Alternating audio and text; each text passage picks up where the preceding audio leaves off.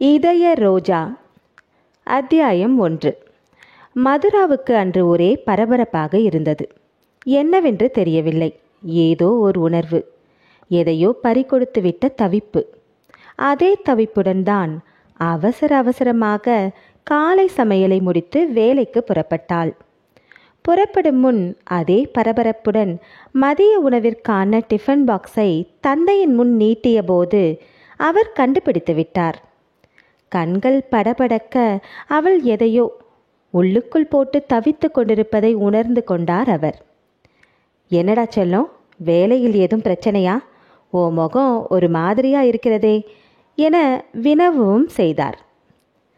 ஐயோ, தந்தை கண்டுபிடித்து விட்டாரே என சட்டென துணுக்குற்று போன மதுரா மறுகணமே சுதாரித்து தன் அரிசி பற்கள் அத்தனையும் காட்டி வலுக்கட்டாய புன்முறுவல் ஒன்றை தவழவிட்டாள். அதெல்லாம் ஒன்றுமில்லையப்பா, இருந்தால் உங்களிடம் சொல்லாமல் இருப்பேனா என்று சமாளிக்கவும் செய்தாள். அன்பு தந்தை சிவராமுக்கு அதற்கு மேல் செல்ல மகளின் மனநிலையை ஆராய நேரமில்லை, அவகாசம் இல்லை.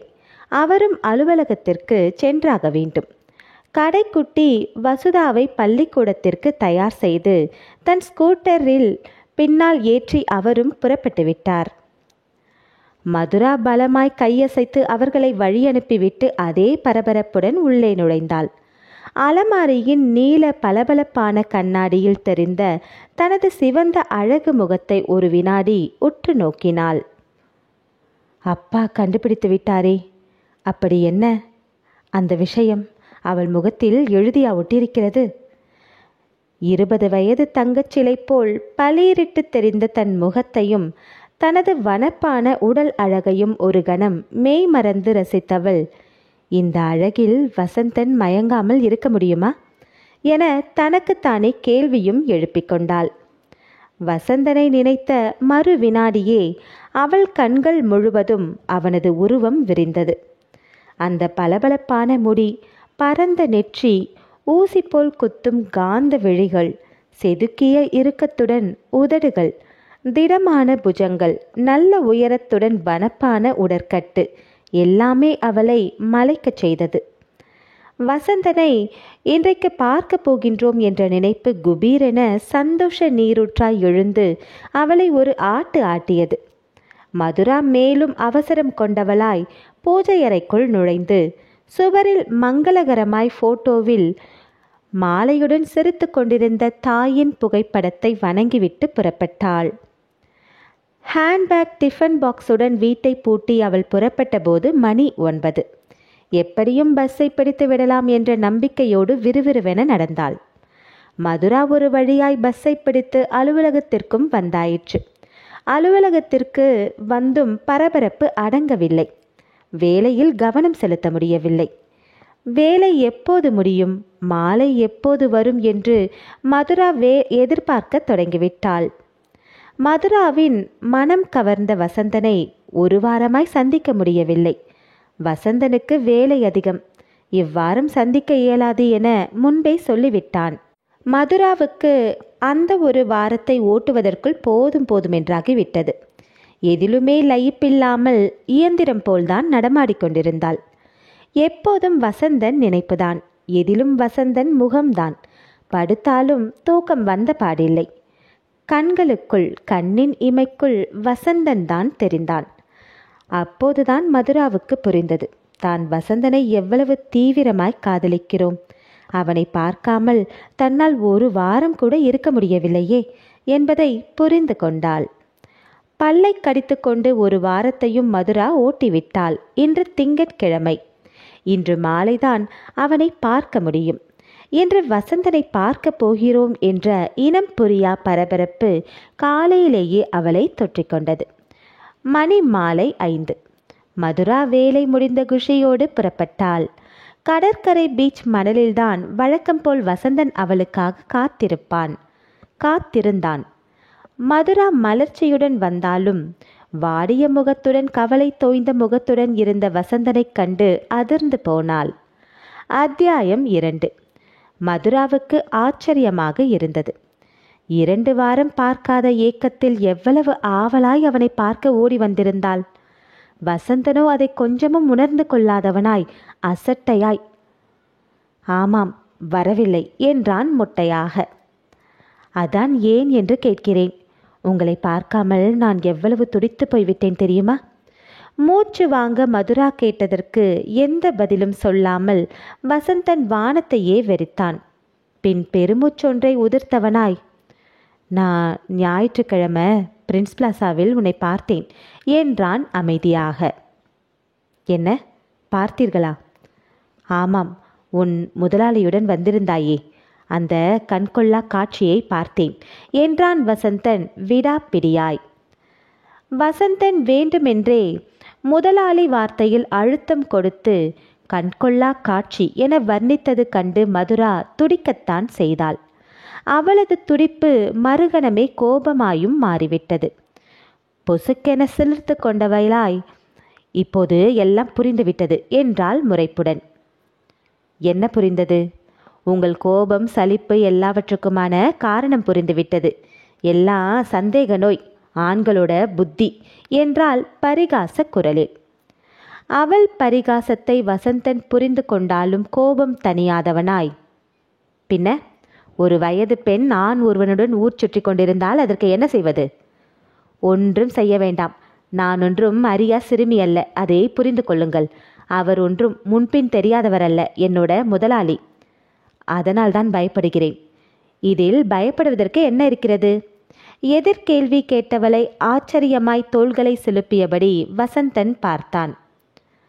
உனக்கு புரியாது, சொன்னாலும் புரிய வைக்க முடியாது. முதலில் நடந்ததை புரிந்து கொள்ளுங்கள், அப்புறம் உங்கள் கருத்தை சொல்லுங்கள். நடந்தது என்ன தெரியுமா? சொல்லு. பாஸ்கர் ஞாயிற்றுக்கிழமை வீட்டிற்கே வந்துவிட்டார். ஊரிலிருந்து அவரது சகோதரி வருகிறார்களாம். அவர்களுக்கு அவசரமாய் சேலை ஒன்றை எடுத்து கொடுக்க வேண்டுமாம். நான் வந்து சேலை கடையில் நல்ல சேலையாய் செலக்ட் செய்து தரும்படி கெஞ்சினார். அப்பாவும் போய் வாம்மா என்று வற்புறுத்தினார். நானும் முதலாளி ஆயிற்றே, எப்படி மறுப்பது என வேறு வழி இல்லாமல் போனேன். அதை பார்த்த உங்களுக்கு பொறுக்கவில்லை. மனதால் கயிறு திரித்து விட்டீர்கள். மதுரா மூச்சு விடாமல் பேசி முடித்து விட்டாள். வசந்தன் தலை குனிந்தபடியே இருந்தான். அவனுக்கு மதுராவின் நியாயம் புரிந்தது, உண்மை உரைத்தது. அவன் நிலைமையை உணர்ந்து கொண்டவளாய் மதுரா அவனது அடர்ந்த முடிக்கற்றையை பிடித்து செலுப்பினாள். பளபளப்பான மூக்கை பிடித்து கிள்ளினாள். என்ன, ஐயாவுக்கு கோபம் தணிந்தாயிற்றா? சிரிப்பு பொங்க கேலியும் செய்தாள். வசந்தன் சங்கடப்பட்டவனாய் நிமிர்ந்தான். சிரிக்க முயன்றான். என்னை மன்னித்து விடு மதுரா. அடிக்கடி உன்னை சந்தேகப்படுகிறேன், கோபப்படுகிறேன். எல்லாவற்றுக்கும் காரணம் பயம்தான். பயமா? ஆமாம். எங்கே நீ எனக்கு கிடைக்காமல் போய்விடுவாயோ, நம் காதல் கைகூடாமல் போய்விடுமோ என்ற பயம்தான். வசந்தன் சொன்னதற்கு பதில் சொல்லாமல் மதுரா கண்களை அகல வெறித்து அவனை ஆழமாய் பார்த்தாள். வசந்தனும் அவளையே உற்று பார்த்தவன், இதான், இந்த அழகுதான் மதுரா. உன்னுடைய கிரங்கடிக்கும் இந்த அழகு கவர்ச்சிதான் எனக்கு பயத்தை கொடுக்கிறது. யாராவது உன்னை கொத்தி கொண்டு போய்விடுவார்களோ என்ற அச்சத்தை தருகிறது. வசந்தன் பேசி முடித்ததும் அதுவரை பொறுமை இல்லாதவள் போல் செல்லமாய் ஒரு தட்டு தட்டினாள் மதுரா. அசடு போல பேசாதீர்கள். நான் உங்களுக்கு, நீங்கள் எனக்கு என்பது இந்த ஜென்மத்தில் நமக்கு எழுதப்பட்டிருக்கும் விதி. அதை யாராலும் மாற்றவும் முடியாது, மாற்றவும் விடமாட்டேன். அழுத்தம் திருத்தமாய் பேசியவளை ஆச்சரியமாய் பார்த்த வசந்தன், இந்த ஜென்மத்தில் மட்டும்தானா என்றான் ஆதங்கமான குரலில். ஆமாம், இந்த ஜென்மத்தில் மட்டும்தான். அடுத்த ஜென்மத்தில் நான் வசந்தனாக பிறக்கப் போகிறேன்.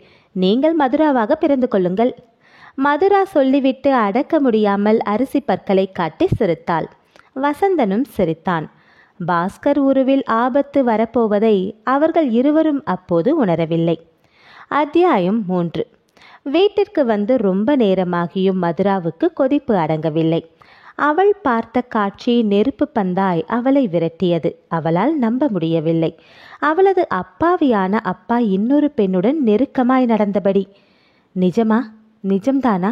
அப்பாவா இப்படி? நம்ப முடியாதவளாய் முணுமுணுத்து ஹேண்ட்பேக்கை கொக்கியில் மாட்டியவள் அப்படியே நிலைப்படியில் உட்கார்ந்து விட்டாள். இருட்டத் தொடங்கிய நேரத்தில்தான் டியூஷன் முடிந்து புத்தகப் பையுடன் தங்கை வசுதா வந்தாள். வந்தவள் திக் பிரம்மை பிடித்தவள் போல இருக்கும் அக்காவின் கோலத்தை பார்த்து பதறினாள். மேலும் தவித்தவளாய், என்னக்கா என்னக்கா ஏன் ஒரு மாதிரியா இருக்கிறாய் என்று மதுராவை அவள் உலுக்கிய போதுதான் மதுராவுக்கு உணர்வு வந்தது. அன்பு தங்கையை அப்படியே கட்டிக்கொண்டாள். வசுதா சின்ன பெண். அவள் மீது எப்போதுமே மதுராவுக்கு அளவு கடந்த அன்பு பாசம். 8ஆம் வகுப்பு படிப்பவளிடம் போய் எதை சொல்வது, எப்படி சொல்வது? மேலும் இது சொல்லக்கூடிய விஷயமா? அவள் புரிந்து கொள்ளக்கூடிய விஷயமல்லவே. மதுரா அவசரமாய் பேச்சை மாற்றிக்கொண்டாள். அதெல்லாம் ஒன்றுமில்லை வசுமா, நீ சொல்லு. டியூஷன் முடிந்து விட்டதா? பள்ளியில் இன்று என்ன ஏதும் விஷயம் வைத்திருப்பாயே என அவள் வாயை கிளறினாள். மதுரா இப்படி கேட்டதும் வசுதாவுக்கு அவள் கிடைத்தது போல்தான் ஆயிற்று. பொதுவாகவே இரவு படுக்கும்போது போர்வையோடு அக்காவையும் சேர்த்து இருக்கியவாறு பள்ளி கதைகளை, தனது தோழிகளை, மிஸ்மார்களை பற்றி கதை கதையாய் அளப்பது வழக்கம். மதுராவும் சுவாரஸ்யமாய் கொட்டியவாறு எல்லாவற்றையும் வியந்து கேட்பாள். இப்போது மதுரா அப்படி கேட்க மறுகணமே உற்சாகமாகி போனவளாய் அன்று நடந்த முக்கியமான நிகழ்ச்சியொன்றை விவரிக்க ஆரம்பித்து விட்டாள் வசுதா. மதுராவும் அதை ரசிப்பவள் போல கேட்டுக்கொண்டுதான் இருந்தாள். ஆனால் அவள் உள்மனம் எதையும் ரசிக்கவில்லை. அப்பாவையே சுற்றி சுற்றி வந்தது. கண்ணால் கண்ட காட்சி திரும்ப திரும்ப அவளை வாட வைத்தது. ஆனால் மதுரா வசுதாவிடம் எதையும் வெளிக்காட்டவில்லை. அரிசி பற்களை வெளிப்படுத்தி சிரிப்பது போல பாவித்து கொண்டாள். ஜாக்கிரதையாய் நடந்து கொண்டாள். வசுதா சின்ன பெண். இளவயதில் அவளை வாட வைத்துவிடக் கூடாது. எவ்வித கவலையும் அவள் கொள்ளுதல் ஆகாது என்பதில் உறுதியாகவும் இருந்தாள்.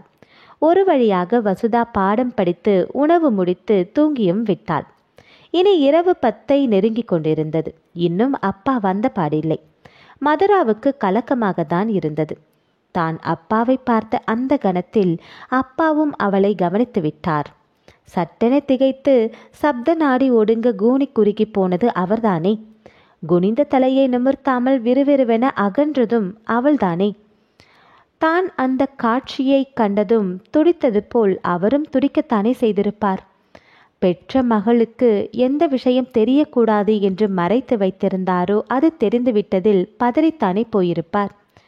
ஒருவேளை அந்த பதட்டத்தில் மனம் உடைந்து வேறெதுவும் விபரீதமாய் சிந்தித்து விரக்தியாய் முடிவு ஏதும் எடுத்துவிட்டாள்.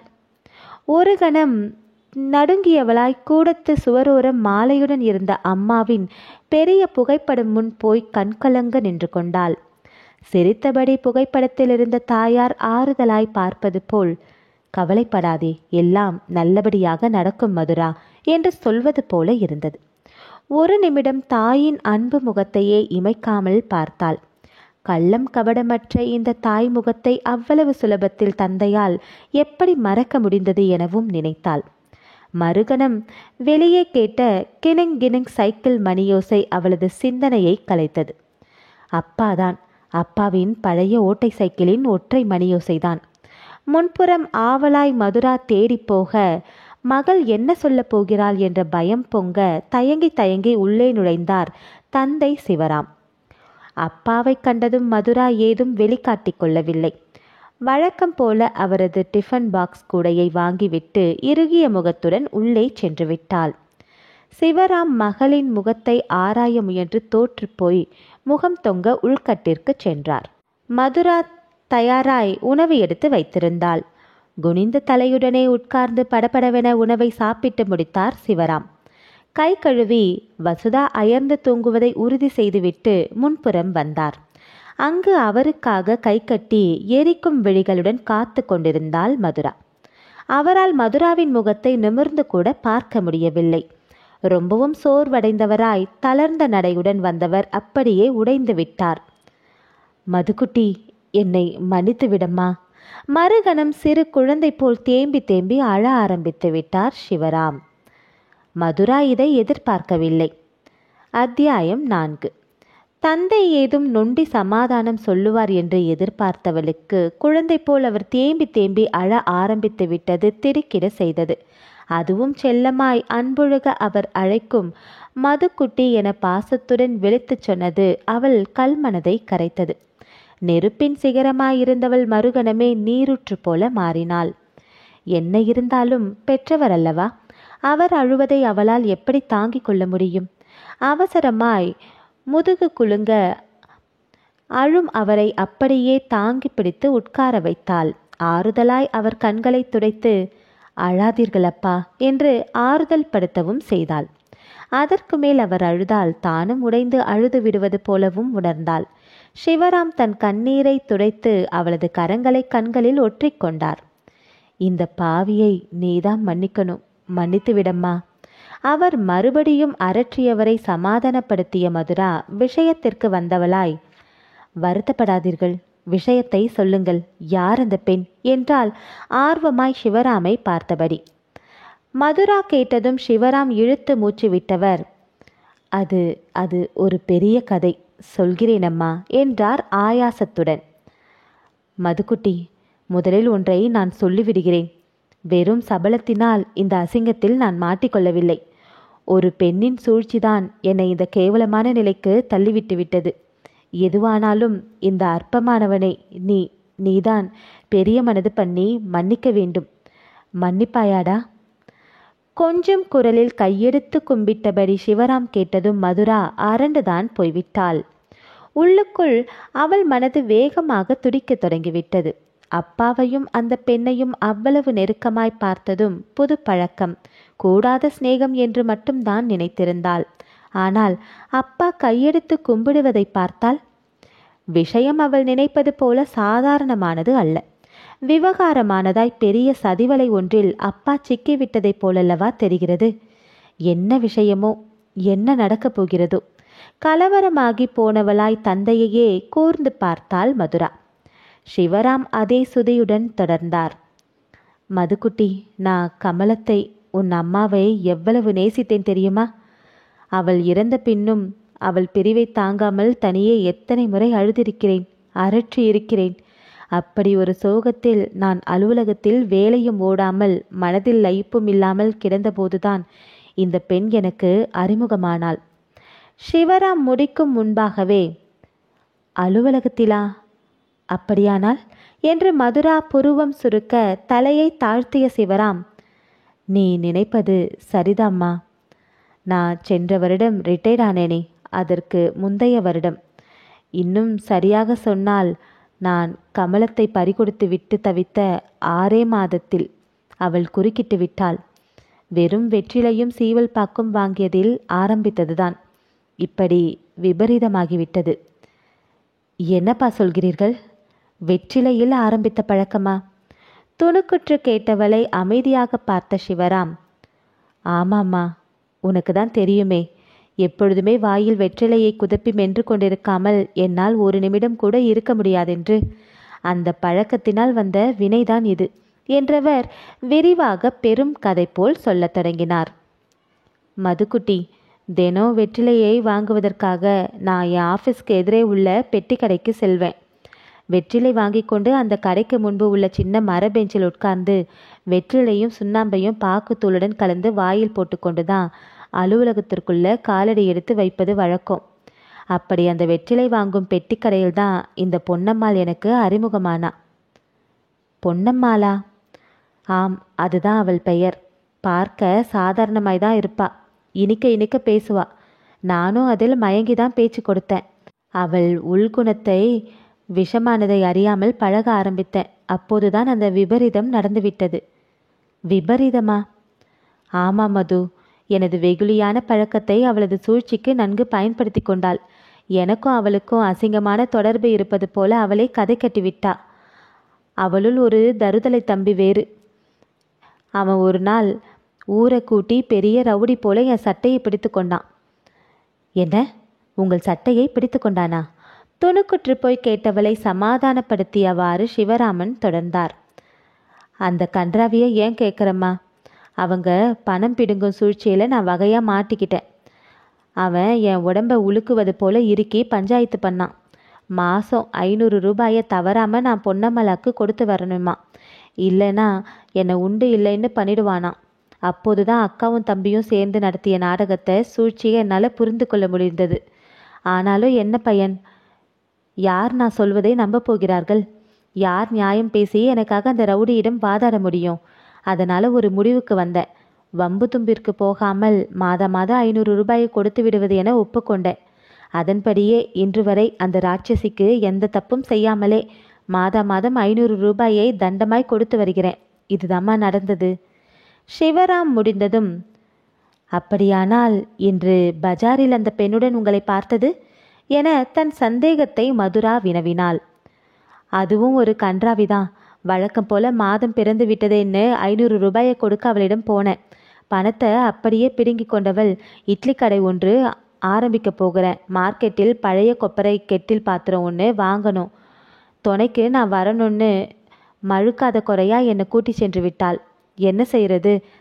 தலையை உள்ள கொடுத்தாயிற்று, எடுக்க வழியை தெரிய வேண்டுமே. சொல்லிவிட்டு அப்பாவியாய் வெடித்த தந்தையை ஆச்சரியமாக பார்த்தாள். அவளை ஒரு சந்தேகம் குறைந்து கொண்டிருந்தது. அதை வெளிப்படையாய் தந்தையிடம் கேட்க தயக்கமாகவும் இருந்தது.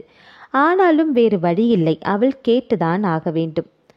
அப்பா, நீங்கள் சொல்வதை பார்த்தால் உங்களுக்கும் அந்த பெண்ணிற்கும் கொஞ்சம் கூட தொடர்பு என்று இழுத்தபடியே கேட்டுவிட்டாள் மதுரா. சிவராம் அவசரமாய் தலையாட்டி மறுத்தவர், சச்ச, அந்த கன்றாவியெல்லாம் கொஞ்சமும் கிடையாதம்மா. சொல்லப்போனால் அந்த பெண்ணின் மீது என் நிழல் கூட பட்டதில்லை. என் பயந்த சுபாவத்தை பயன்படுத்தி மிரட்டி இப்படி பணம் கறந்து கொண்டிருக்கிறார்கள். நானும் இதை எப்படி நிறுத்துவது, இதிலிருந்து எப்படி மீள்வது என்று தெரியாமல் விழித்து கொண்டிருக்கிறேன். ஆசுவாசமாய் மூச்சு வாங்கி கொண்டிருந்த அப்பாவை பார்க்க மதுராவுக்கு பாவமாக தான் இருந்தது. சரியான வெகுளி. இந்த கலியுகத்தில் இப்படி ஏமாந்து பணிந்து யாராவது பணம் கொடுத்து கொண்டிருப்பார்களா? சிந்தித்த மதுராவுக்கு ஒருபுறம் நிம்மதியாகவும் இருந்தது. நல்ல வேளை, அவள் பயந்தது போல அப்பா தப்பு தண்டா எதுவும் செய்யவில்லை. அவரது வெகுளி சுபாவத்தால் ஏமாந்து இப்படி ஒரு சிக்கலில் மாட்டிக்கொண்டிருக்கிறார். இதிலிருந்து எப்படி இவரை காப்பாற்றுவது? யாரை கொண்டு விடுவிப்பது? யோசித்தவளுக்கு சட்டென தனது அலுவலக மேனேஜர் ஞாபகம் வந்துவிட்டது. மறுகணமே தனது பிரச்சனையெல்லாம் தீர்ந்து விட்டது போல நிம்மதி கொண்டாள் மதுரா.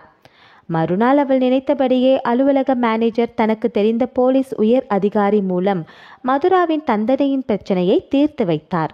பெரும் நிம்மதி கொண்டவளாய் அவருக்கு கண் கலங்க நன்றி சொன்னாள் மதுரா. அத்தியாயம் 5. ஒரு வாரம் வேகமாய் ஓடிற்று. அன்று மதுரா அலுவலகத்திற்கு சென்றதும் MD அழைப்பதாய் பணியால் வந்து சொன்னான். ஆச்சரியத்துடன் பாஸ்கரின் அறைக்குள் நுழைந்தாள் மதுரா. அவள் நுழைந்ததும் தான் தாமதம். காத்திருந்தவனாய் காணாததை கண்டது போல் உடன் எழுந்து விட்டான் பாஸ்கர். அத்தனை பற்களையும் காட்டி டூத் பேஸ்ட் விளம்பரம் போல சிரித்தவன் மதுரா முன் அந்த பார்சலையும் நீட்டினான். மதுரா புதிராய் அவனை பார்த்தாள். என்ன சார்? உனக்குத்தான், பிரித்துப்பார். மதுரா தயக்கத்துடன் அதை வாங்கி பிரித்து பார்த்தபோது உள்ளே சேலை. ஞாயிற்றுக்கிழமை பாஸ்கர் அவளை சேலை கடைக்கு கூட்டிச் சென்று தன் சகோதரிக்காக தேர்ந்தெடுக்க சொன்ன அதே சேலை. சார், இது உங்கள் சகோதரிக்கு? எனக்கு சகோதரியே கிடையாது, நான் சொன்னது பொய். அப்படியானால் இது உனக்கு தான், வைத்துக்கொள், என்னுடைய அன்பு பரிசு. அன்பு பரிசா? மதுரா உள்ளுக்குள் திடுக்கிட்டு குரலை உயர்த்தினாள். அன்பு பரிசுதான். எனது அன்பை உனக்கு தெரிவிக்க விரும்பினேன். அதை ஏதாவது பரிசு பொருள் மூலம் உணர்த்துவதுதான் சரி என்று தோன்றியது. அதனால் உனக்கு பிடித்த சேலையை உன்னை கொண்டே தேர்ந்தெடுக்கச் சொன்னேன். சொல்லிவிட்டு பாஸ்கர் ஏதோ பெரிய ரகசியத்தை உடைத்தது போல் திரும்பவும் சிரித்தான். மதுராவுக்கு பற்றி கொண்டுதான் வந்தது. அன்பு பரிசாம். எனக்கு பரிசு கொடுக்க இவன் யார்? அப்படியே அந்த சேலையை அவன் முகத்தில் விட்டு எறிய வேண்டும் போல இருந்தது அவளுக்கு. ஆனாலும் முதலாளி ஆயிற்றே, அடக்கி கொண்டாள். வலுக்கட்டாய புன்முறுவல் ஒன்றை அவசரமாய் கொண்டு வந்து, மன்னித்து கொள்ளுங்கள் சார், நான் யாரிடமும் இலவசமாக பரிசாகவோ எதையும் வாங்குவதில்லை. அது எனக்கு பிடிக்காத விஷயம் என்றால் குரலில் எவ்வித உணர்ச்சியுமின்றி. பாஸ்கர் விடவில்லை. என்னிடம் கூடவா என்றபடி அவள் மீதான பார்வையை ஆழமாக்கினான். உன்னிடம் மட்டும்தான் என்று சொல்ல துடித்த உதடுகளை மதுரா அடக்கி கொண்டாள். எப்படியாவது அந்த சூழ்நிலையிலிருந்து விடுபட விரும்பியவளாய் டக்கென பேச்சை அலுவலக விஷயத்திற்கு மாற்றினாள். சார், அந்த 50 லட்சம் ரூபாய் கட்டுமான கான்ட்ராக்ட் பற்றிய விவரங்கள் கேட்டிருந்தீர்களே, போதுமான விஷயங்களை புள்ளி விவரங்களை சேகரித்து விட்டேன். அதை ஒழுங்குபடுத்தி உங்கள் ஒப்புதலுக்கு அனுப்பட்டுமா? டெண்டருக்கு இன்னும் 2 நாட்களே இருக்கிறது சார். மதுரா பேச்சை மாற்றி நழுவுவதை உணர்ந்து கொண்ட பாஸ்கர் வேறு வழி தோன்றாதவனாய் அசட்டையாய் தலையசைத்தான். அனுப்பு என்றான் தோய்ந்த குரலில். அவனது அறையிலிருந்து தப்பித்தோம் பிழைத்தோம் என வெளியே ஓடி வந்தாள் மதுரா. பரிசு கொடுக்கிறானாம். பரிசு யாருக்கு வேணும் இவனது பரிசு? அவளுக்கு பரிசு கொடுக்க தகுதியானவன் வசந்தன் ஒருவன்தான். வசந்தன் பிறந்த நாளுக்கு மதுராவுக்கு அழகிய பேனா செட் ஒன்றை பரிசளித்தான். அதை இன்று வரை பொன் போல பாதுகாத்து வருகிறாளே, அதை ஒரு நாள் எடுத்து பார்க்காவிட்டால் அவளுக்கு தூக்கம் வராதே. அப்படிப்பட்டவளிடம் எவ்வளவு தைரியம் இருந்தால் சேலையை பரிசளிப்பான் இந்த பாஸ்கர்? மூச்சு வாங்க இருக்கைக்கு வந்து யோசித்தவளை மறுகணமே எழுந்த மின்னல் கீற்று திகைக்க வைத்தது. பாஸ்கர் ஏன் நமக்கு சேலையை பரிசளிக்க வேண்டும்? அதுவும் நம்மை வைத்தே சகோதரிக்கு சேலை எடுப்பது போல் பொய் சொல்லி. ஒருவேளை பாஸ்கர் மனதில் அப்படி ஒரு எண்ணம் இருக்குமோ? மதுராவும் கவனித்து விட்டாள். கடந்த 1 மாதமாய் பாஸ்கரின் போக்கு ஒரு மாதிரியாகத்தான் இருந்தது. தேவையில்லாமல் அடிக்கடி அவளை அழைத்து பேசி வழிவதும், அசட்டு புன்னகையை முகத்தில் வண்டி வண்டியாய் ஓடவிடுவதும், ஏதோ பெரிய மன்மதன் போல அடிக்கடி அவள் மீது ரொமான்டிக் லுக் விடுவதும் எல்லாம் அவளுக்கு எதையோ உணர்த்திற்று. ஒருவேளை பாஸ்கர் என்னை விரும்புகிறானோ? நான் உன்னை விரும்புகிறேன், உன்னை காதலிக்கிறேன் மதுரா என்று தத்து பித்தன உளறிவிடுவானோ என்றெல்லாம் பயம் அவளுள் உண்டாயிற்று. அவள் பயந்த மாதிரியே இருந்தது. அங்கே தன் அறைக்குள் பாஸ்கர் புழுங்கி தவித்து கொண்டிருந்தான். ஆசையாய் கொடுத்த சேலையை வேண்டாம் என்று சொல்லிவிட்டாளே, உண்மையிலேயே அவளுக்கு பரிசு பிடிக்காதா? இல்லை என்னிடம் சேலை வாங்க இஷ்டமில்லாமல் மறுத்துவிட்டாளா? விடை தெரியாமல் குழம்பிய பாஸ்கர் மதுராவை பற்றி மேலும் தீவிரமாய் சிந்திக்கத் தொடங்கினான். அவன் மனதில் சில திட்டங்கள் உருவாகத் தொடங்கியது. அத்தியாயம் 6. மதுரா அதன் பிறகு பாஸ்கர் விஷயத்தை மறந்தே போனாள். அவளுக்கு வசந்தன் பற்றிய கவலை வந்துவிட்டது. அன்று மாலை வழக்கம் போல அவளை பூங்காவில் சந்தித்த வசந்தன் அந்த விஷயத்தை சொன்னான். தங்கை சித்ராவுக்கு இம்முறையும் ஒரு நல்ல வரன் வந்ததாம். ஆனால் முடியவில்லையாம். பேச்சுவார்த்தை முறிந்துவிட்டதாம்.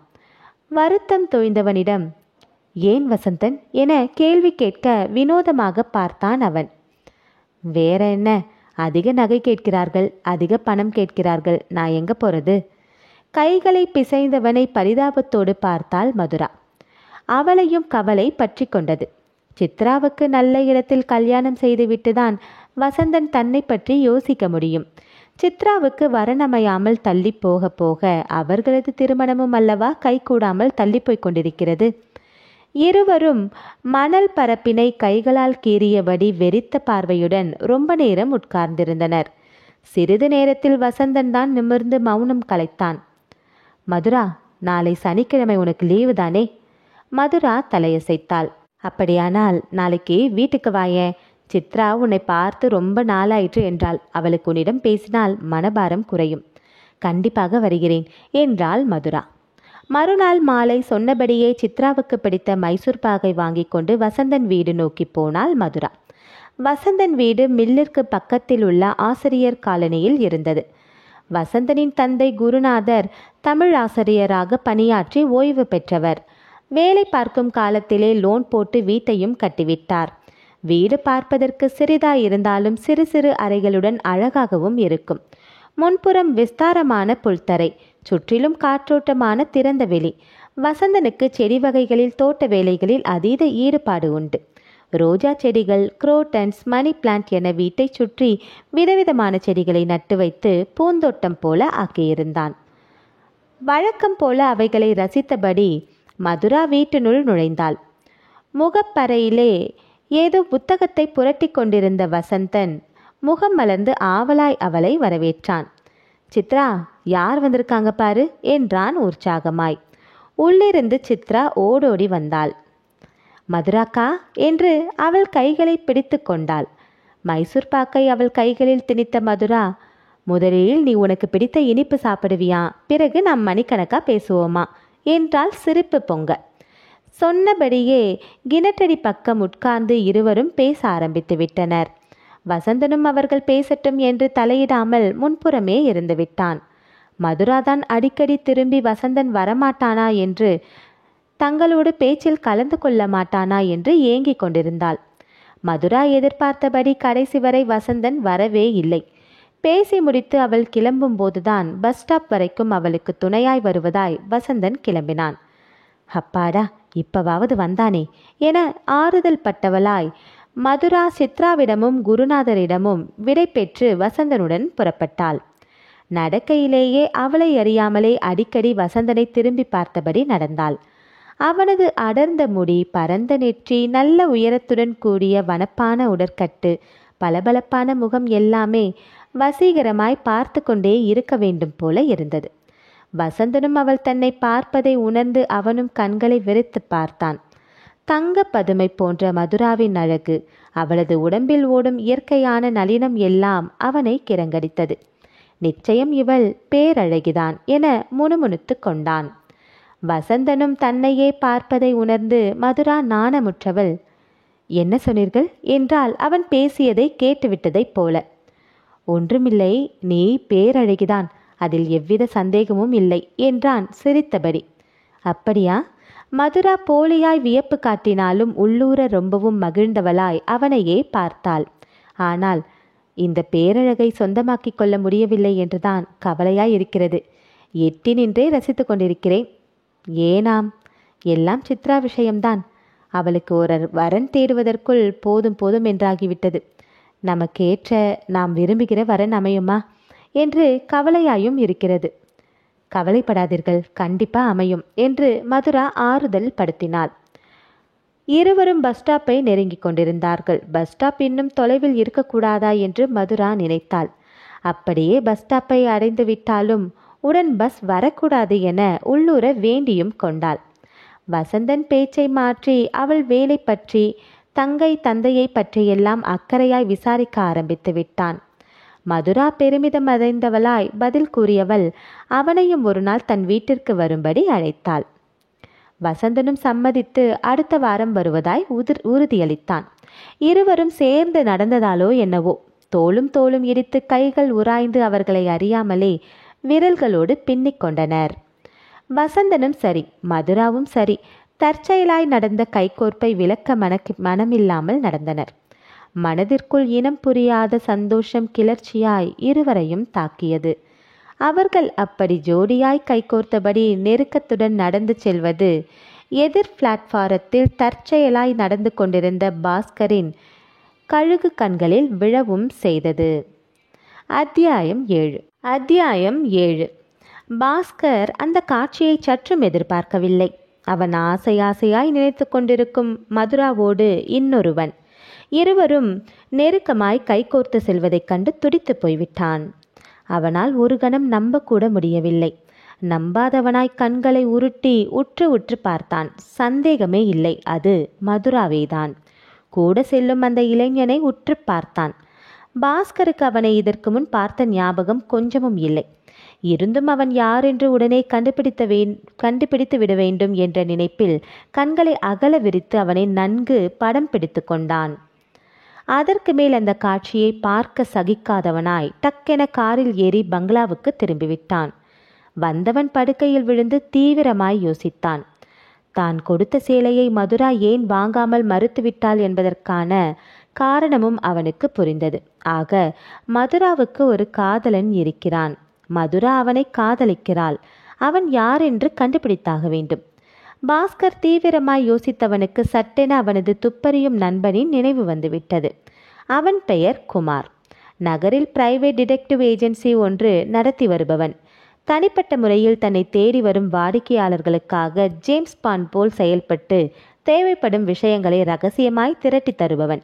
பாஸ்கரின் முதல் வருட கல்லூரி தோழன். அவன் நினைவு வந்ததும் அவன்தான் இதற்கு சரியான ஆள் என்று பாஸ்கர் தீர்மானித்து கொண்டான். உடனே அவனது அலுவலக நம்பருக்கு டயல் செய்தான். மறுமுனையில் அவன் கிடைத்ததும் மதுரா பற்றி சகல விஷயத்தையும் அவனுக்கு விளக்கினான். மதுராவின் உடன் சுற்றும் அந்த இளைஞன் யார்? அவன் மதுராவின் காதலன் தானா? அவனை பற்றிய குடும்ப விவரங்கள் அனைத்தும் தனக்கு தேவை. உடனே விசாரித்து கண்டுபிடிக்கும்படி அவனிடம் கேட்டு கொண்டான். 2 நாட்கள் ஓடிற்று. குமார் ஜேம்ஸ் பாண்ட் வேலை பார்த்து எல்லா விஷயங்களையும் கறந்துவிட்டான். மதுரா விரும்பும் வசந்தனை பற்றிய சகல விபரங்களையும் திரட்டி பாஸ்கரின் பார்வைக்கு வைத்து விட்டான். பாஸ்கரும் அதிர்ந்துதான் போனான். அவன் மதுரா பற்றி இவ்வளவு தூரம் நினைக்கவில்லை. ஏதோ இருவரும் பழகி வருகிறார்கள் என்றுதான் நினைத்தான். ஆனால் இருவரும் கல்யாணம் செய்யும் அளவுக்கு போய்விட்டார்கள். வசந்தனின் தங்கை சித்ராவுக்கு சரியான வரன் அமையாததால் தான் அவர்களது திருமணம் தள்ளி போடப்பட்டிருக்கிறது என்பதும் அவனுக்கு புரிந்தது. சரியான தருணத்தில்தான் நாம் கண்டுபிடித்திருக்கிறோம் என்று தன்னைத்தானே மெச்சியும் கொண்டான். உடனே பாஸ்கர் அவர்களது காதலை உடைக்க வழி ஏது என்பது பற்றி சிந்திக்க ஆரம்பித்து விட்டான். மின்னலாய் யோசித்தவனுக்கு சட்டென ஒரு குறுக்கு வழியும் புலப்பட்டது. அதன்படி செய்தால் மதுராவின் காதலன் வசந்தனுக்கு நெருக்கடியையும் குடும்ப பொருளாதார சிக்கலை உண்டு பண்ண முடியும்.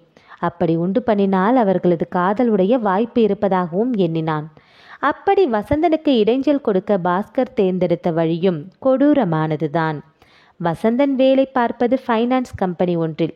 அந்த கம்பெனியின் முதலாளி பாஸ்கருக்கு வேண்டியவர், அவனுக்கு நன்கு தெரிந்தவர். அவர் மூலம் எப்படியாவது ஏதாவது சாக்கு போக்கு சொல்லி வசந்தனை வேலையை விட்டு நீக்கும்படி செய்துவிட வேண்டும். இதுதான் பாஸ்கர் போட்ட சூழ்ச்சியான திட்டம். அதை எப்படியும் நிறைவேற்றிவிட வேண்டும் என்ற முனைப்புடன் செயல்பட்டான்.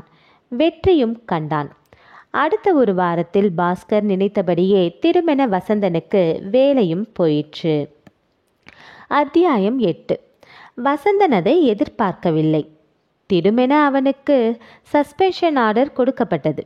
கோபம் பொங்க மேனேஜரின் அறைக்குள் நுழைந்து ஆர்டரை வேகமாக அவரது மேஜையில் வீசினான்.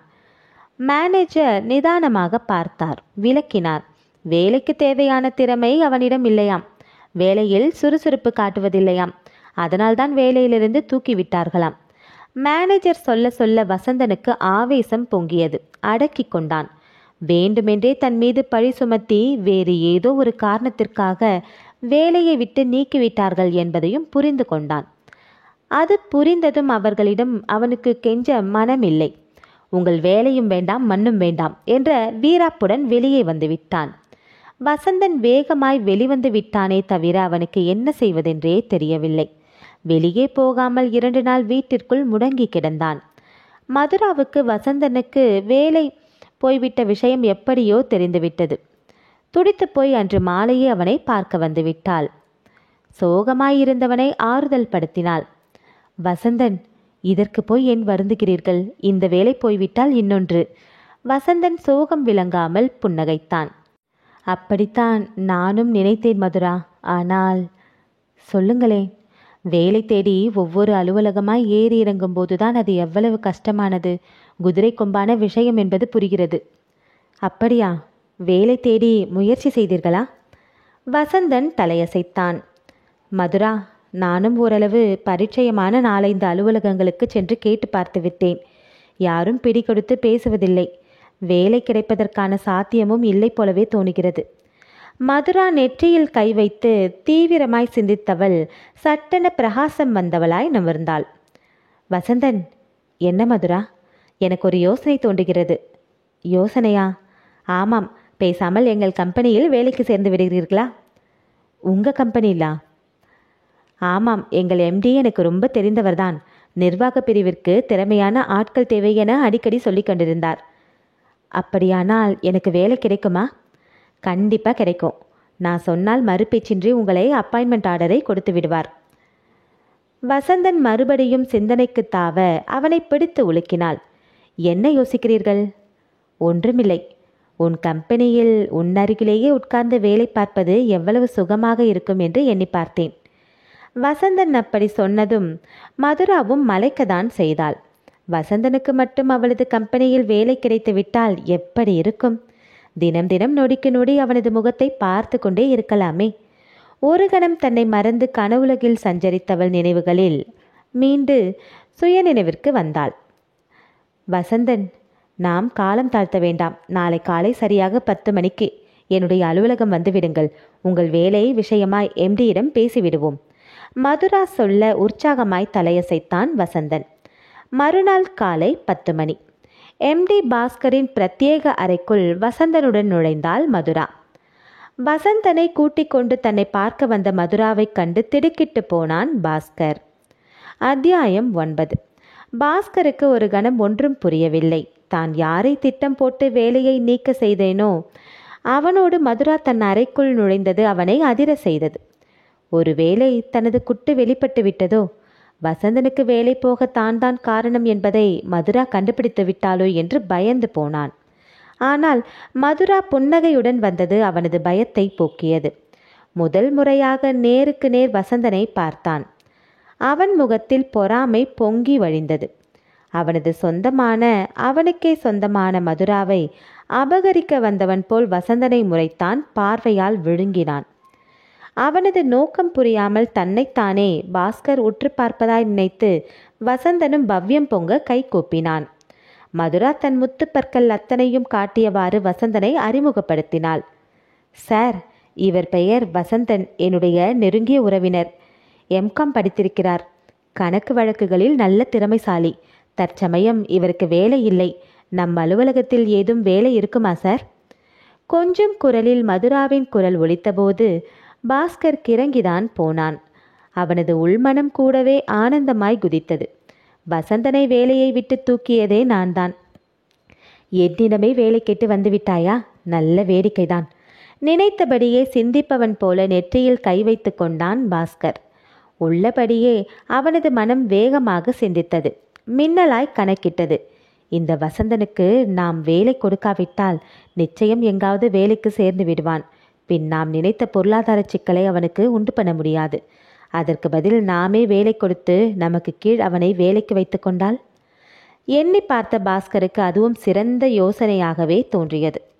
நம் கீழ் வசந்தனை வேலைக்கு வைத்து கொண்டால் எளிதாக அவனது நடவடிக்கைகளை கவனிக்க முடியும்.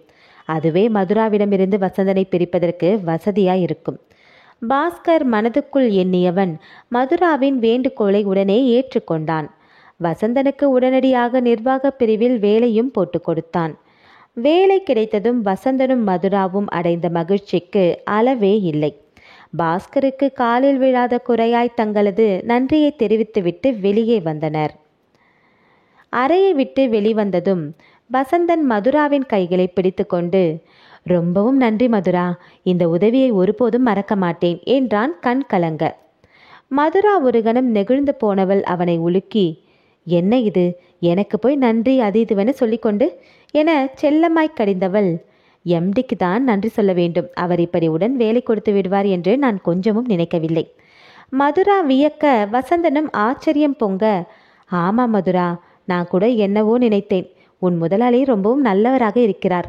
நல்ல மனது அவருக்கு என்று சர்டிஃபிகேட்டும் கொடுத்தான். வெளியே பாஸ்கர் இருவரும் நல்லவனாக உரு கொடுத்து கொண்டிருக்க அறையின் உள்ளே விஷமத்தனமாய் சிந்தித்து கொண்டிருந்தான் பாஸ்கர். முதலில் மதுராவுக்கு வசந்தன் மீது வெறுப்பு வரும்படியாக ஏதாவது செய்தாக வேண்டும். என்ன செய்வது? பாஸ்கர் நினைக்க நினைக்க அவனுக்கு டைப்பிஸ்ட் திலகாவின் ஞாபகம் வந்தது. அத்தியாயம் 10. டைப்பிஸ்ட் திலகா பாஸ்கருக்கு வேண்டியவள். தன் அத்தனை பல்லையும் இழுத்து காட்டிக்கொண்டு அவனையே சுற்றி வருபவள். மின்னலாய் யோசித்த பாஸ்கர் அவளை தன் பகடைக்காயாய் உபயோகிக்க முடிவு செய்தான். அவளை வைத்து மதுராவுக்கு வசந்தன் மேல் வெறுப்பு கொள்ள செய்துவிட்டால் போதும், காரியம் சுலுவாகிவிடும். அதன்பின் தனக்கும் மதுராவுக்கும் இடையே வசந்தன் குறுக்கே வர முடியாது எனவும் பாஸ்கர் நினைத்தான். வசந்தனை வேலைக்கு சேர்ந்த நிர்வாக பிரிவுக்கு உடனடியாக டைப்பிஸ்டாக திலகாவை மாற்றி அமைத்தான்.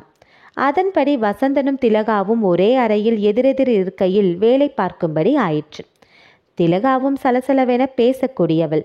தனது கருப்பு நிற அழகை சீவி சிங்காரித்து கொண்டு தழுக்கு மினுக்கு நடையுடன் யாரை வளைத்து போட என்பது போல அலைவாள். அப்படிப்பட்டவளுக்கு கம்பீரமான திடகாத்திர உருவத்துடன் வந்த வசந்தனை பார்த்ததும் குளிர் ஆட்டதான் செய்தது.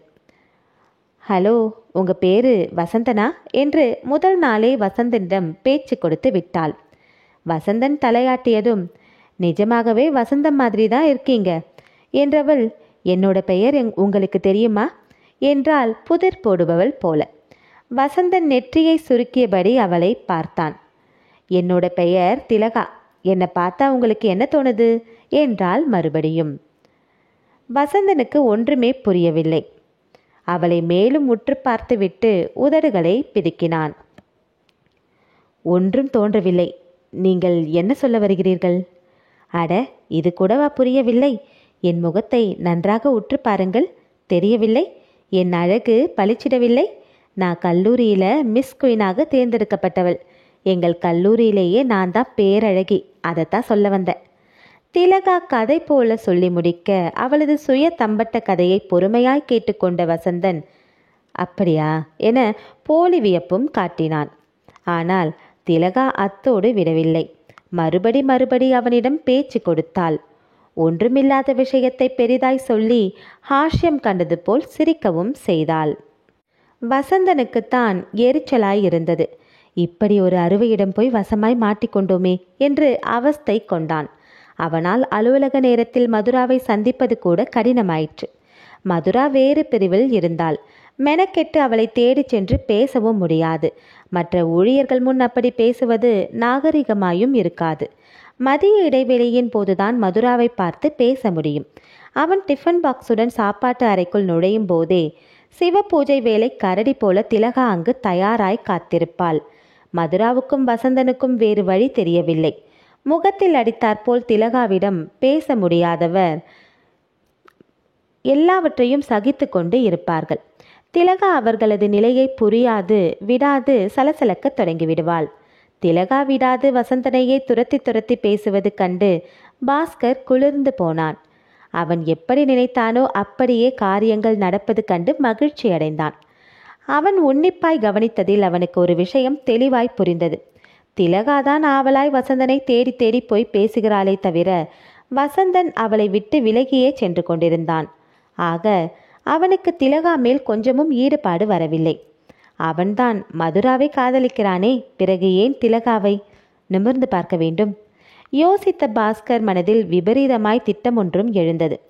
எப்படியாவது வசந்தனுக்கும் திலகாவிற்கும் தொடர்பு இருப்பது போல மதுராவை நம்ப வைத்து விட்டால் போதும். காரியம் சுழுவாகிவிடும்.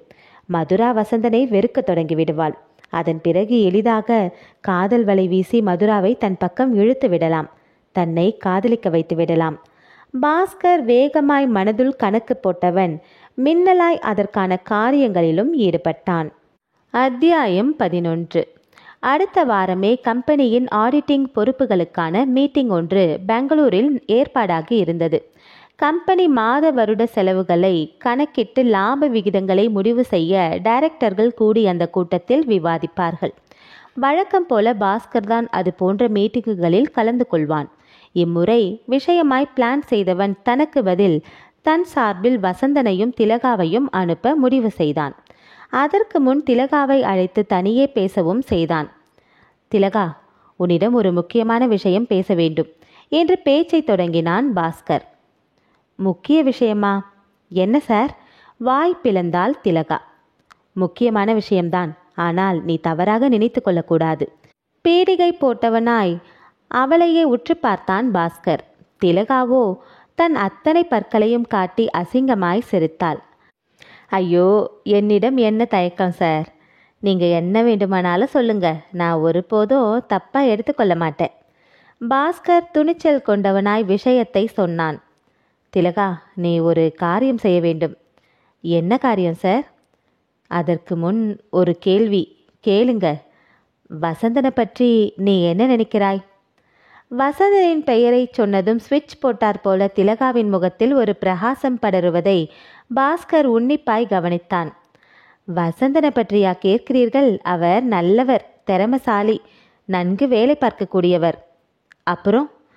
கேள்வியை வீசியவாறு பாஸ்கர் கூர்ந்து நோக்கினான். திலகா நெளிந்தபடி அவனையே பார்த்தாள். அப்புறம் என்ன சார் இருக்கிறது? அவ்வளவுதான். அவ்வளவுதானா? ஆமா, அவ்வளவுதான் சார். நன்றாக யோசி திலகா. வசந்தன் பற்றி வேறு எந்த நினைப்பும் உனக்கு இல்லை? உன் மனதை, உன் இதயத்தை தொட்டு சொல். பாஸ்கர் இப்படி கேட்டதும் திலகா ஒரு கணம் சிலிர்த்துதான் போனாள். முகமெல்லாம் சிவக்க நாணி கோணியவளாய் ரொம்பவும் வெட்கப்பட்டாள். அவளை மேலும் சங்கடப்படுத்த விரும்பாதவன் போல பாஸ்கர் அடுத்த கேள்வியை வீசினான். எனக்கு எல்லாம் தெரியும் திலகா. உள்ளுக்குள் நீ வசந்தனை விரும்புகிறாய், மனதார அவனை காதலிக்கிறாய். சார், அது எல்லாம் எனக்கு தெரியும். இதில் மறைப்பதற்கு என்ன இருக்கிறது?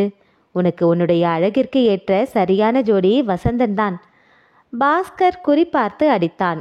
திலகா கிறங்கிதான் போனாள். நிஜமாவா சார்? நிஜம்தான். அப்போ நான் சொல்வது உண்மைதானே? வசந்தனை நீ விரும்புவது நிஜம்தானே? திலகா கோயில் மாடு மாதிரி பூம் பூம் என தலையாட்டினாள். ஆசையில் அவளது கண்கள் விரிந்து விழிகள் ஜொலித்தன. சார், எனக்கு வசந்தனை பிடித்திருக்கிறது. நான் அவரை விரும்புகிறேன். ஆனால் அவர் என்னை விரும்புகிறாரா என்றுதான் தெரியவில்லை. திலகா பேச்சை முடிப்பதற்குள் பாஸ்கர் குறுக்கிட்டான். அந்த கவலையை விடு திலகா, நான் அதை பார்த்து கொள்கிறேன். அதற்காக நான் ஒரு வழியும் வச்சிருக்கேன். என்ன வழி வச்சிருக்கீங்களா? ஆமாம் திலகா, நான் ஒரு அருமையான வழி வச்சிருக்கேன். அதன்படி நடந்தால் வசந்தன் கண்டிப்பாய் உனக்கு கிடைப்பார். நீ நான் சொன்னபடி செய்கிறாயா? செய்கிறேன் சார். திலகா தன் அத்தனை பற்களையும் காட்டி உறுதி செய்தாள். பாஸ்கர் தனது பெங்களூர் திட்டத்தை கவனமாய் அவளுக்கு விவரித்தான். அத்தியாயம் 12. அன்று புதன்கிழமை. அன்றுதான் திலகாவும் வசந்தனும் பெங்களூர் சென்று மறுநாள் நடக்க இருக்கும் மீட்டிங்கில் கலந்து கொள்ள வேண்டும். மதுராவிடம் பிரியாவிடை பெற்று ரயிலில் ஏறினான் வசந்தன். அவனுக்கு ஒரு நாள் மதுராவை விட்டு பிரிந்திருப்பதே என்னவோ போல இருந்தது. மதுராவுக்கும் அதே நிலைமைதான். கண்கள் கலங்க ரயில் புறப்படும் வரை அவனையே இமைக்காமல் பார்த்து கொண்டிருந்தாள். திலகா புது பளபளப்புடன் ஷிஃபான் சேலை ஒன்றில் சீவி சிங்காரித்து மணப்பெண் போலவே வந்திருந்தாள். ஒரு நாள் முழுவதும் தான் வசந்தனுடனே இருக்கப் போகிறோம், அவனுடனே பொழுதை கழிக்கப் போகிறோம் என்ற நினைப்பே அவள் மனதுக்கும் சந்தோஷத்தை பொங்க செய்திருந்தது. முகம் முழுவதும் புன்னகை பொங்க சந்தோஷத்தில் வெடித்து விடுவது போல்தான் திலகா நடமாடிக்கொண்டிருந்தாள். அவர்களை ரயில் நிலையத்தில் வழியனுப்ப பாஸ்கரும் வந்திருந்தான். மதுரா வசந்தனை வழியனுப்பியபடி கண்கலங்க நிற்பதை பார்த்ததும் ஒரு கணம் திருக்கிடதான் செய்தான். மறுகணமே சமாளித்தும் கொண்டான். வசந்தன் பெங்களூர் போய்விட்டு வரட்டும், பிறகுதான் எல்லாம் தலைகீழாய் மாறிவிடுமே. இப்போது இப்படி கண்கலங்குகிற மதுரா வசந்தனை வெறுத்தாலும் வெறுத்து விடுவாளே. மனம் நிறைய ஆறுதல் பட்டவனாய் முகத்தில் வலுக்கட்டாயமாய் புன்னகையை வரவழைத்து கொண்டான். ஞாபகம் இருக்கிறதா? நான் சொன்னபடி நடக்க வேண்டும், நீ நடிக்க வேண்டும், புரிகிறதா திலகா என உறுதிப்படுத்தி கொண்டான். திலகா பதிலுக்கு உற்சாகமாய் தலையாட்டியவள், கவலையே படாதீர்கள் சார், நீங்கள் சொன்னபடி கச்சிதமாய் நடந்து கொள்கிறேன் என உறுதியும் கொடுத்தாள். பாஸ்கர் மன திருப்தி கொண்டவனாய் அவர்களுக்கு விடை கொடுத்தான். தனது திட்டம் வெகு விரைவில் நடக்கப் போகும் மகிழ்ச்சியில் விசிலெடுத்தபடி துள்ளாத குறையுடன் அங்கிருந்து அகன்றான். மதுராவோ வசந்தனுக்கு கண்கலங்க கையசைத்தாள். மனம் கனக்க வீடு நோக்கி நடந்தாள். வசந்தனுடன் வேண்டுமென்றே சீவு சிங்காரித்து செல்லும் திலகாவை நினைத்தபோது அவளுக்கு எரிச்சலாய்தான் வந்தது. இந்த திலகா விஷயத்தில் கொஞ்சம் எச்சரிக்கையாகத்தான் இருக்க வேண்டும், பெரிய சாகசக்காரி என அவளை பற்றியும் நினைத்து கொண்டாள். அத்தியாயம் 13. ஒரு வழியாய் வசந்தனும் திலகாவும் பெங்களூர் வந்தாயிற்று. அவர்களுக்காக ஹோட்டலில் அறை புக் செய்யப்பட்டிருந்தது. அந்த பெரிய ஸ்டார் ஹோட்டலின் ரிசப்ஷனுக்கு வந்து விசாரித்த வசந்தன் திடுக்கிட்டான். இருவருக்கும் தனித்தனி அறை ஒதுக்கப்படாமல் 2 படுக்கை கொண்ட ஒரே ஒரு அறை மட்டுமே ரிசர்வ் செய்யப்பட்டு இருந்தது. அப்படியானால் வசந்தனும் திலகாவும் ஒரே அறையில் தங்க வேண்டிய நிர்பந்தம். வசந்தன் திகைக்க திலகா கலகலவென சிரித்தாள். இதில் என்ன இருக்கிறது வசந்தன்? நாம் என்ன முன்பின் தெரியாதவர்களா? ஒரே அறையில் தங்குவோம் என்று வசந்தனின் சூட்கேஸையும் எடுத்துக்கொண்டு அறையை நோக்கி நடந்தாள். அந்த அழகான குளிரூட்டப்பட்ட அறையில் திலகாவுடன் தங்க வசந்தனுக்குத்தான் சங்கடமாய் இருந்தது. திலகாவோ எவ்வித சங்கோஜமும் இல்லாமல் வேண்டுமென்றே அவன் முன்னால் உடைகளை மாற்றினாள். சேலையை களைந்துவிட்டு செக்கென்று நைட்டிக்கு மாறிக்கொண்டாள். வசந்தனை பார்த்து, வசந்தன், மணி 6 தான் ஆகிறது. மீட்டிங் 10 மணிக்கு தான். அதுவரை ஒரு குட்டி தூக்கம் போடுவோம், வருகிறீர்களா என்றபடி திலகா மெத்தையில் படுத்துக்கொண்டாள். வசந்தன் அவளுக்கு மறுப்பு சொல்லிவிட்டு பேப்பரை எடுத்து வைத்து கொண்டான். அவன் மனம் மதுரா நினைப்பில் சிறகடித்தது. இந்த இடத்தில், இந்த அறையில் திலகாவிற்கு பதில் மதுரா வந்திருந்தால் எவ்வளவு நன்றாயிருக்கும் என நினைத்து பார்த்தான். பொழுது எவ்வளவு இனிமையாய் கழிந்திருக்கும் என்பது அவன் முகத்தில் ஏக்கமாய் வெளிப்பட்டது. திலகாவோ தூங்காமல் கண்களை அகல விரித்து வசந்தனையே விழுங்குவது போல பார்த்து கொண்டிருந்தாள். இங்கு பெங்களூரில் எப்படியாவது வசந்தனை மயக்கிவிட வேண்டும், தன் வசப்படுத்திவிட வேண்டும் என மனக்கணக்கிட்டு கொண்டிருந்தாள். ஒரு வழியாய் அன்று ஆடிட்டிங் மீட்டிங்கும் நடந்து முடிந்தது. வசந்தனும் திலகாவும் மீட்டிங்கில் கலந்துவிட்டு அறைக்கு திரும்பியிருந்தார்கள். திலகா வழக்கம் போல் வசந்தன் முன்பே உடைகளை மாற்றியவள் சிறிய கவுன் ஒன்றை போட்டுக்கொண்டாள். பார்த்து வசந்தன் திகைத்து விட்டான். என்ன திலகா இது, ட்ரெஸ் ரொம்பவும் சிறிதாயிருக்கிறது என்று கேட்டே விட்டான். திலகா சிரித்தாள். ஐயோ வசந்தன், தெரியாதா, இதுதான் லேட்டஸ்ட் ஃபேஷன். ரொம்பவும் ஆபாசமாக தெரிகிறது. ஆபாசமாகவா? மறுபடி வாய் பிளந்த திலகா வசந்தன் பக்கத்திலே வந்துவிட்டாள். என்னை நன்றாக பாருங்கள் வசந்தன், நான் ஆபாசமாகவா தெரிகிறேன்? வசந்தன் முன் வந்து நெஞ்சு நிமிர்த்தி தன் முழு அழகையும் காட்டியவாறு கேட்க வசந்தன் அதிர்ந்துதான் போனான். ஒரு கணம் அவனுக்கு ஒன்றும் ஓடவில்லை. ஒரு பெண் இப்படி தன் உடம்பை ஒரு ஆண் முன் வெட்கமில்லாமல் காட்டுவாள் என அவன் கொஞ்சமும் எதிர்பார்க்கவில்லை. திலகா, என்ன இது? வசந்தன் வெகுண்டு சீர திலகா வெட்கமில்லாமல் சிரித்தாள். வசந்தன், என்னை பாருங்கள், நான் அழகாய் இருக்கிறேனா இல்லையா, அதை சொல்லுங்கள் என்றபடி மேலும் அவனுக்கு நெருக்கமாய் வந்தாள் திலகா. வசந்தன் இதை எதிர்பார்க்கவில்லை, ஆடிப்போனான். திலகா, என்ன இது, முதலில் சற்று தள்ளி நில். வசந்தன் குரலை உயர்த்தியும் திலகா கொஞ்சமும் சட்டை செய்யாமல் அவனை நெருங்கினாள். நெருங்கியவள் வசந்தன் சற்றும் எதிர்பாராமல் சட்டென அவனை தழுவியும் கொண்டாள்.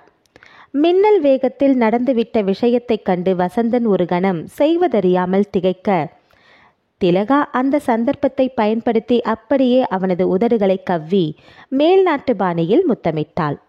சட்டென நடந்துவிட்ட இந்த நிகழ்ச்சியை திலகா தயாராய் செட் செய்து வைத்திருந்த பாஸ்கர் கொடுத்த அந்த வெளிநாட்டு கேமரா கிளிக் செய்தும் கொண்டது. அத்தியாயம் 14. வசந்தன் திலகாவை பிடித்து ஓங்கி தள்ளிவிட்டான். சீ, உனக்கு வெட்கமாயில்லை பெண்ணா நீ? வெடிக்கவும் செய்தான். ஆனால் திலகா ஒன்றும் வெட்கப்படவோ அவமானமோ கொள்ளவில்லை. தான் நினைத்த ஒரு காரியத்தை சாதித்துவிட்ட பெருமிதத்தில் வசந்தனை பார்த்து அசட்டு சிரிப்பு சிரித்தாள். கூடவே தனது கடைக்கண்ணால் படம் பிடித்த கேமராவையும் பார்த்து கொண்டாள். வசந்தன் சட்டென திலகா கொடுத்த முத்த அதிர்ச்சியில் பளீரென அடித்த கேமரா ஃப்ளாஷை கவனிக்க தவறிவிட்டான். அவனுக்கு திலகா முத்தம் கொடுக்கும்போது ரகசியமாய் எடுத்த போட்டோ விஷயம் தெரியாமலே போயிற்று. ஒரு வழியாய் மீட்டிங் முடிந்து பெங்களூரிலிருந்து திலகாவும் வசந்தனும் சென்னைக்கு வந்தார்கள். சென்னையில் கால் வைத்ததுமே உடனடியாய் பாஸ்கருக்கு போன் செய்து திட்டமிட்டபடி எல்லாம் நடந்துவிட்டது, போட்டோவும் எடுத்தாயிற்று என முழுவதையும் திலகா தெரிவித்தாள். முதல் நாள் அலுவலகத்தில் ஒன்றும் நடக்கவில்லை. மறுநாள் தான் புயல் பூகம்பம் வெடித்தது. அன்று அலுவலகத்திற்கு அந்த போட்டோவை திலகாவும் வசந்தனும் கட்டிப்பிடித்தபடி முத்தமிடும் போட்டோவை திலகா கொண்டு வந்திருந்தாள். போட்டோவை பல பிரதிகள் எடுத்து எல்லோருக்கும் நோட்டீஸ் போல் விநியோகித்தாள். ஸ்டைலாய் மதுராவின் மேஜை மீது தூக்கி போட்டு சிரித்தபடி மதுராவை பார்த்தாள். மதுரா சாதாரணமாய்தான் அந்த போட்டோவை எடுத்தாள். போட்டோவை பார்த்ததும் அவளது முகம் வெளிரிற்று. திலகா, என்ன இது? திலகா சிரித்தாள். பார்த்தால் தெரியவில்லை, நானும் வசந்தனும் பெங்களூரில் எடுத்துக்கொண்ட புகைப்படம். சி, இது என்ன அசிங்கம்? அசிங்கமா? காதலர்கள் ஒருவருக்கொருவர் இறுக தழுவி முத்தமிடுவது அசிங்கமா? யார் சொல்லியிருக்கிறார்கள்? என்ன காதலரா? வசந்தனா உன் காதலன்? திலகா மறுபடியும் வெடிப்பது போல் சிரித்தாள். இன்னுமா புரியவில்லை? போட்டோவை பார்த்துமா உனக்கு புரியவில்லை? நல்ல மூளைதான் உனக்கு. திலகா கிண்டல் செய்தாள். மதுராவுக்கு ஆத்திரம், அவமானம். வசந்தனா இப்படி திலகாவுடன் இறுக்கமான அணைப்பில் முத்தமிட்டு கொண்டு மூச்சு வாங்க யோசித்தாள். ஒரு கணம் அவளுக்கு ஒன்றும் ஓடவில்லை. அவளால் மேற்கொண்டு சிந்திக்கவோ வசந்தனை அப்படி நினைத்து பார்க்கவோ கூட முடியவில்லை. ஆனால் கையிலிருந்த போட்டோ அவளை விரட்டியது, நெருப்பாய் சுட்டது. உண்மை அதுதானே. தனக்கு சொந்தமான வசந்தன் இன்னொரு பெண்ணை அணைத்து இறுக்கமாய் முத்தமிட்டு கொண்டு, என்ன அநியாயம் இது? கொதித்து போனவளாய் மதுரா இருக்க அவளை ரசித்து கை கொட்டி சிரிப்பது போல் பார்த்து கொண்டிருந்தாள் திலகா. அந்நேரம் பார்த்துதான் வசந்தன் ஒன்றும் அறியா அப்பாவியாய் அலுவலகத்தினுள் நுழைந்தான். நுழைந்தவன் முன் போட்டோவை வீசி எரிமலையாய் குமரினாள் மதுரா. ச்சே, கடைசியில் நீங்களும் ஒரு சராசரி ஆண் போல் சபலப்பட்டு எனக்கு மோசம் செய்து விட்டீர்களே! துடித்து போனவளாய் வெடித்தாள் மதுரா. அத்தியாயம் 15. வசந்தன் இதை கொஞ்சமும் எதிர்பார்க்கவில்லை. போட்டோவை வாங்கி பார்த்தவன் அதிர்ந்தே போய்விட்டான். அவனும் திலகாவும் நெருக்கமாய் ஒருவரையொருவர் தழுவி முத்தமிட்டு கொண்டு ஆத்திரத்துடன் முகம் சிவக்க நிமிர்ந்து திலகாவை பார்த்தான். அவள் வெற்றி கொண்ட கெக்களிப்பு பார்வையுடன் அவனை பார்த்து சிரித்து கொண்டிருந்தாள். வசந்தனுக்கு அந்த ஒரு நிமிடத்தில் திலகாவின் அந்த வஞ்சக சிரிப்பில் எல்லாம் புரிந்துவிட்டது. சரிதான், திலகாம் திட்டம் போட்டு நடத்திருக்கிறாள். வேண்டுமென்றே பிளான் செய்து நெருக்கமாய் நடந்து ரகசியமாய் கேமரா வைத்து நமக்கே தெரியாமல் போட்டோ பிடித்து விட்டாள். மதுரா, இதை நம்பாதே, இது சரியான சூழ்ச்சி. திலகா ஏதோ சதி செய்கிறாள். வசந்தன் அலறினாள். மதுரா வெடுக்கென திரும்பினாள். திலகா சதி இருக்கட்டும், முதலில் இந்த போட்டோவிற்கு பதில் சொல்லுங்கள். இந்த போட்டோவில் இருப்பது நீங்கள் தானே? அது அது மதுரா. வசந்தன் பதில் சொல்ல முடியாமல் திணறினான். போதும் உங்கள் நடிப்பு, இனியும் வேஷம் போடாதீர்கள். கடைசியில் எல்லா ஆண்களும் போலத்தான் நீங்களும். மதுரா, நான் சொல்வதை கேள். நீ நினைப்பது போல தவறாக எதுவும் நடக்கவில்லை. தவறு நடக்கவில்லையா? அப்படியானால் இந்த போட்டோ என்ன சொல்கிறது? இதற்கு என்ன அர்த்தம்? மதுரா வெகுண்டு போய் கேட்டாள். வசந்தனால் பதில் சொல்ல முடியவில்லை. தலை குனிந்தான். மதுராவின் ஆத்திரம் அடங்கவில்லை. அந்த போட்டோவை சுக்குநூறாய் கிழித்தாள். அப்படியே வசந்தனின் முகத்தில் வீசினாள். நான் உங்களை வெறுக்கிறேன், என் முகத்தில் விழிக்காதீர்கள். காரி உமிழாத குறையாய் பேசிவிட்டு விறுவிறுவென மதுரா அங்கிருந்து அகன்றாள். வசந்தன் துடித்து போனான். மதுரா பேசிய ஒவ்வொரு வார்த்தையும் தீயாய் சுட்டது, சம்மட்டியாய் அடித்தது. இடிந்து போனான். மதுரா ஒருபோதும் அவரிடம் கோபப்பட்டதில்லை, ஏன் அதிர்ந்து கூட பேசியதில்லை.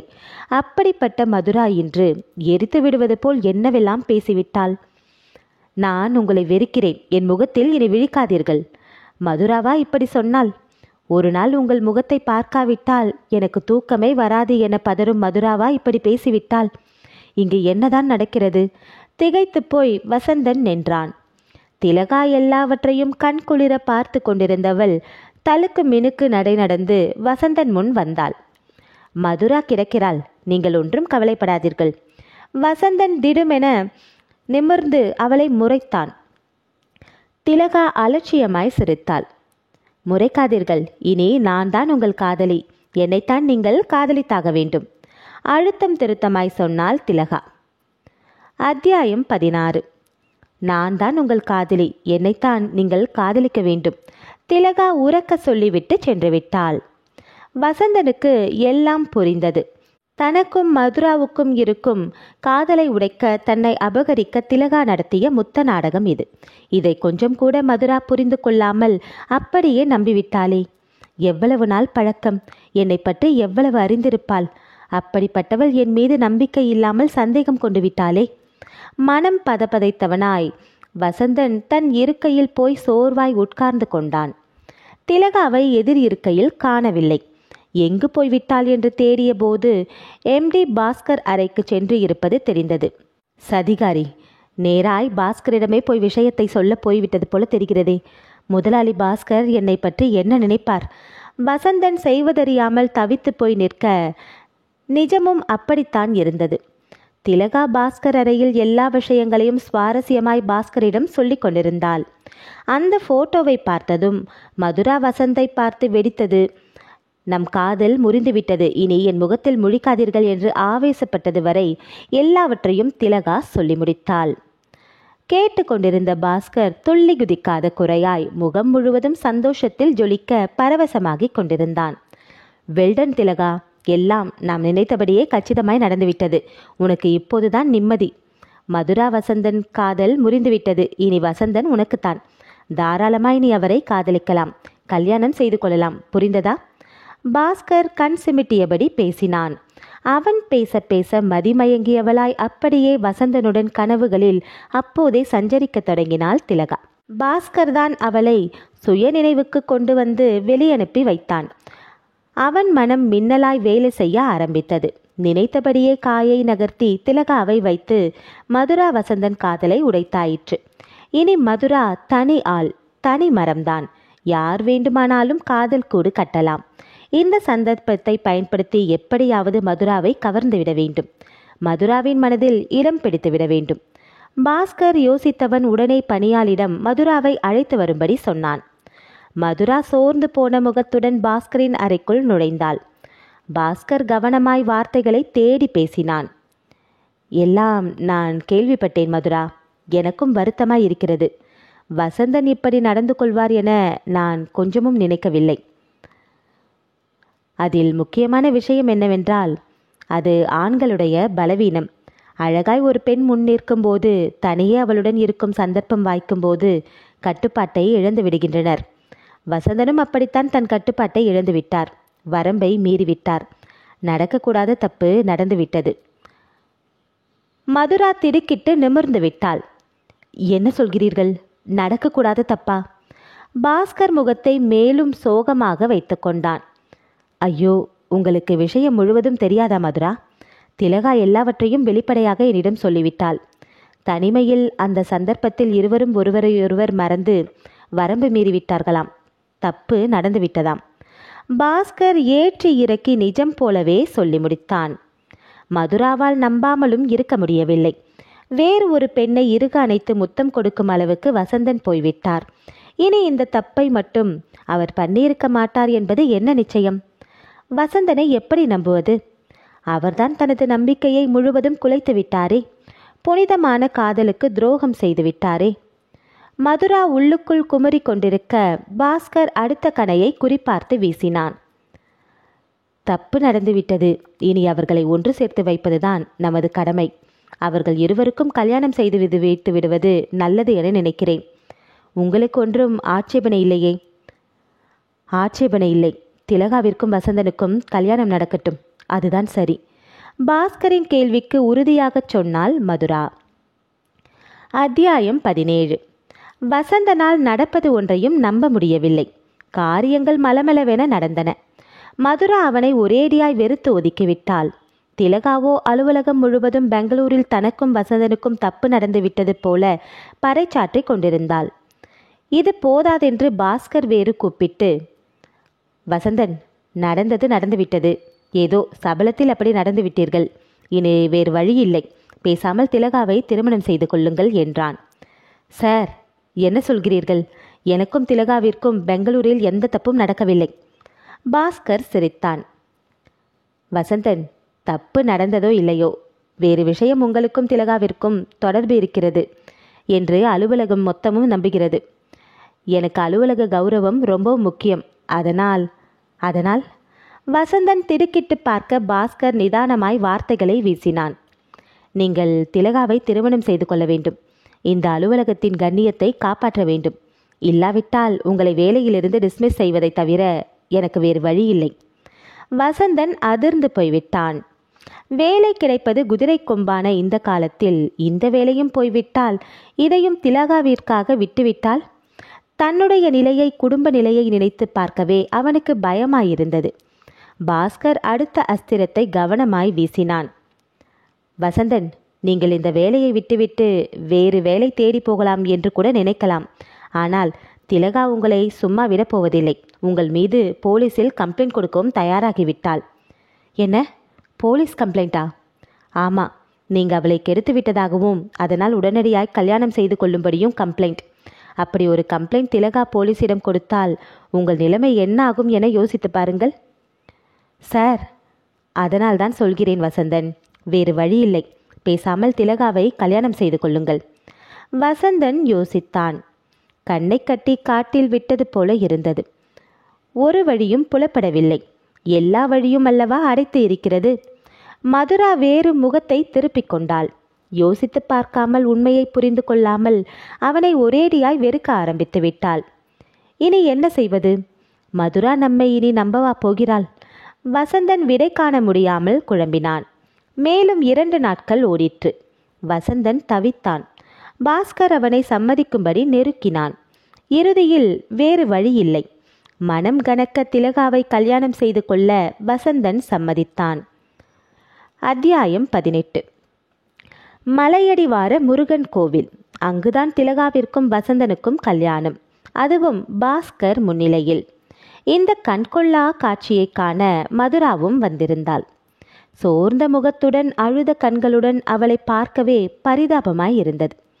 பட்டு வேட்டி, பட்டு சட்டை, மாப்பிள்ளை தோரணையில் இருந்த வசந்த் நடப்பதை நம்ப முடியாமல், கல்யாண சடங்குகளில் நாட்டமில்லாமல் மதுராவையே ஓரக்கண்ணால் பார்த்து கொண்டிருந்தான்.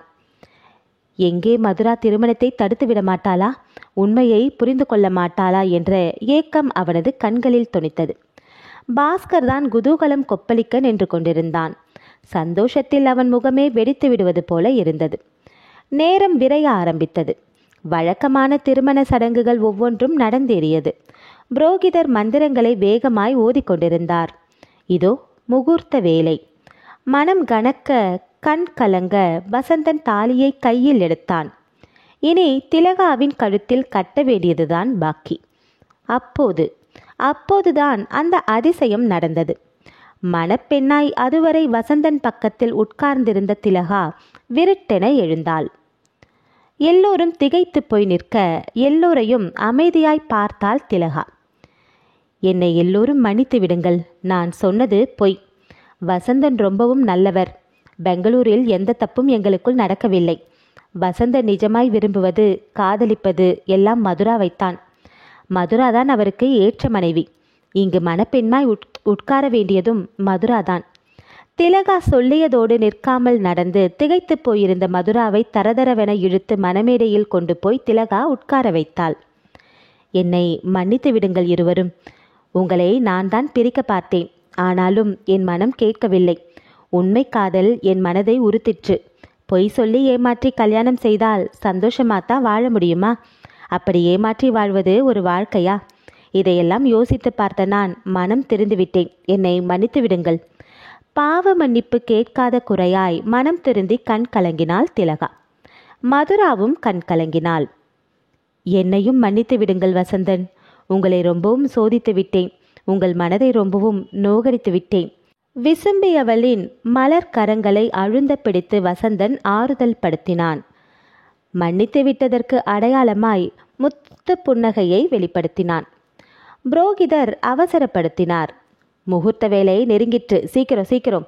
அடுத்த சில நொடிகளில் மணக்கோலத்தில் மணப்பெண்ணாய் வசந்தனுக்கு பக்கத்தில் மதுரா உட்கார்ந்து கொள்ள, முகூர்த்த நேரத்தில் சுப வேளையில் அவள் கழுத்தில் தாலி கட்டினான் வசந்தன். திலகா கை நிறைய பூக்களை தெளித்து அவர்களை வாழ்த்தினாள். பாஸ்கர் இருண்ட முகத்துடன் தலைகுனிய எல்லாவற்றையும் பார்த்து கொண்டிருந்தான். நாவல் நிறைவுற்றது. நன்றி.